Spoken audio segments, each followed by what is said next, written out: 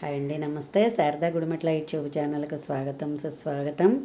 ఈరోజు మా అమ్మగారు మనకి తిప్పతీగతోటి కషాయం అనేది చూపిస్తున్నారు. దాని గురించి ఏం చెప్తారో మనం తెలుసుకుందామా? అమ్మ హాయ్. నమస్తే అండి. నేను ఈరోజు తిప్పతీగ గురించి చెబుతాను మీకు. తిప్పతీగ మనకి 100 రోగాలను నయం చేస్తుంది. అది సర్వరోగ నివారణ అనమాట. చూసారా? ఏ రకమైన ఇలా ఉంటుందన్నమాట. ఆకు ఇలా ఉంటుంది.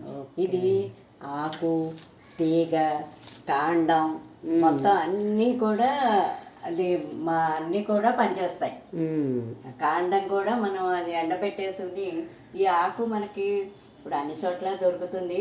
ఒకవేళ దొరకని పక్షంలో ఉంటే ఈ ఆకుని శుభ్రంగా కడిగేసి ఆరబెట్టేసుకోవాలి. మొత్తం ఇవి దీంతో సహా, ఈ కాండంతో సహా, దీంతో సహా శుభ్రంగా కడిగేసుకుని ఆరబెట్టేసుకోవాలి. అలా తీగల క్రీపర్ జాతిలో ఉంటుంది అనమాట. ఇదంతా క్రీపర్ అనమాట.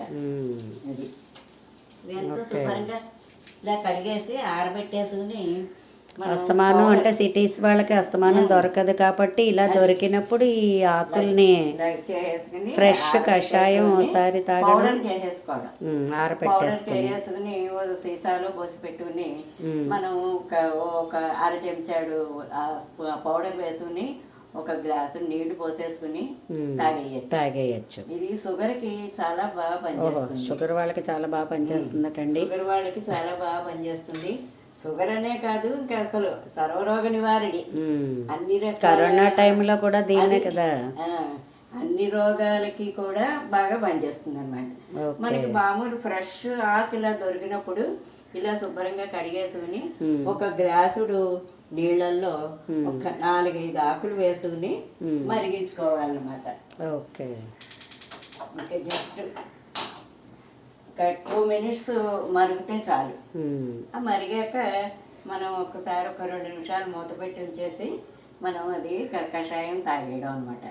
తాగగలిగిన వాళ్ళు అలా తాగేయచ్చు, లేదా చిన్న బెల్లం ముక్క యాడ్ చేసుకుని తీసుకోవచ్చు. అంటే చాలా చేదుగా ఉంటుందేమో ఇది.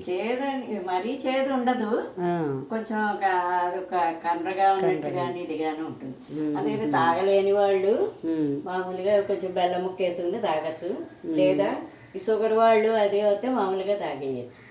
అది వాళ్ళకి మామూలుగా తాగేయచ్చు. షుగర్కి మాత్రం చాలా బాగా పనిచేస్తుంది.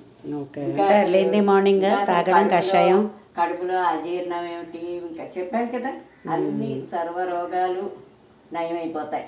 ఏ రకమైన ఇది లేక మొత్తం దీన్ని లావు మొదలు కాండం, వేరు, తీగ, ఆకులు మొత్తం సమస్తం అన్నీ పనిచేస్తాయి. ఇవన్నీ కూడా మనం శుభ్రంగా ఆరబెట్టేసుకుని చూర్ణం చేసేసుకుని చక్కగా సీసాలో వేసి పెట్టుకుంటే మనకి అది ఎన్నేళ్ళైనా అదేం పాడవదు. అది చక్కగా, లేదా ఫ్రిడ్జ్ లో పెట్టి ఉంచుకోవచ్చు ఆ సీసాని.